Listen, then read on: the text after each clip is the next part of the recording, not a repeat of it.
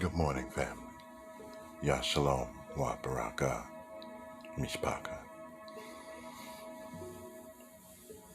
You know, I see the spirits from the book active in the people in different groups going by different perspectives based on what they have read and other people's suggestions. And they seem to be looking for the truth, as we all are. Hallelujah. So now, where I've come to, because I've been studying much like you. Well, actually, I've been studying since I was 9 years old. Obviously, we were indoctrinated early on. Ironic. But yet prophetic, because it says that's what would happen. So while the world is trying to argue about who is who, what is our blood lineage, DNA and such, I think they missed the bigger picture, because Father spread the blood of the Yahudim all across the globe so everybody would have some of that in them. That quells that. Now, as far as who is pointed out in the book, I do know from research and hearing the spirit that we are those offspring that have been tagged with a sign upon our necks, so that all the other things that apply to us and some others, because others have been taken away in ships, that's how they got spread to the four corners. So that all makes sense. But the yokes of iron on our necks makes a very bold statement in and of itself to the rest of the world, of course. Now, the assembly of the people into one area has already been done right here in America. This is the land where every nation is represented by someone. So, again, prophecy fulfilled according to Father's commands. And speaking of commands, statutes, and laws, because that's the right way that I see it. I don't know about the rest of y'all. But I know that Father's voice supersedes all. And being obedient definitely trumps sacrifice. So, obedience is better than sacrifice. I've been told enough times to pay attention.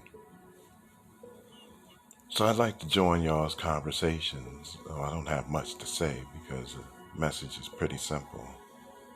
We are Yahudim who recognize what Father's name really truly means. The tree of life it is. It is what we eat off of. It is our meat.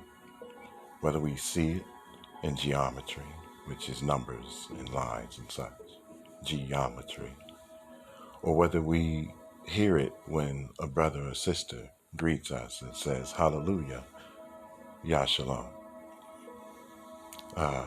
We eat it with all of our senses. The stone pyramids the Yahudim built all over the globe, because the Yahudim have the seed of life, which is again Yah's name and his seal, and every aspect is connected. So I'm going to join this conversation and talk about these things some more. Hold on, family. On one of my other shows, when you look at that, when it's talking about the law being done away with, it's not talking about there is no law. It's talking about that judgment, right? That penalty of the law breaking is done away with. Why? Because our righteousness doesn't come from our ability to follow the law. Our righteousness comes from Christ, which is a difference between following the law as a means of holy living and obedience. That's the difference. It does not come from Christ. It comes from Messiah.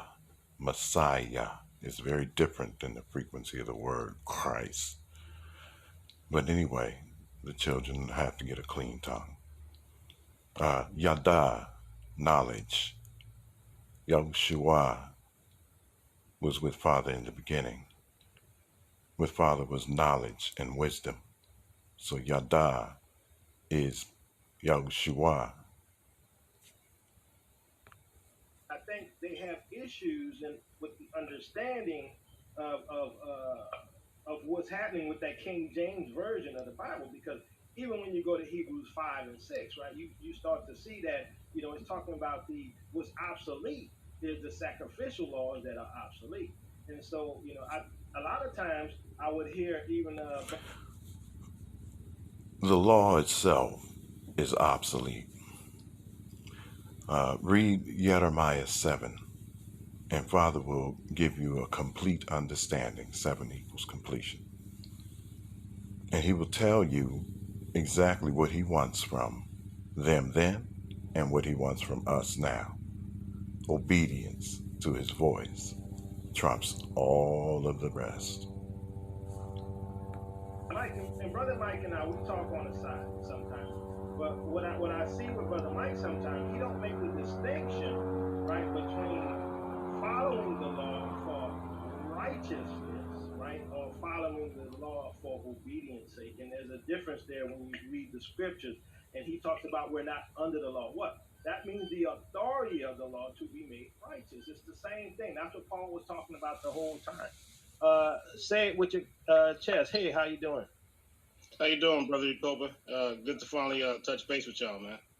Yeah, welcome aboard. What's your thoughts, brother? I think Hebrew Girl got it right, pretty much about Berean. I mean, I think he's attracting a lot of views and, playing on the controversy. I haven't followed Berean as close. I never really was up to him either. But, yeah, I mean, I don't really follow a lot of channels that have really, really long. Some of his discussions are pretty good, but Okay.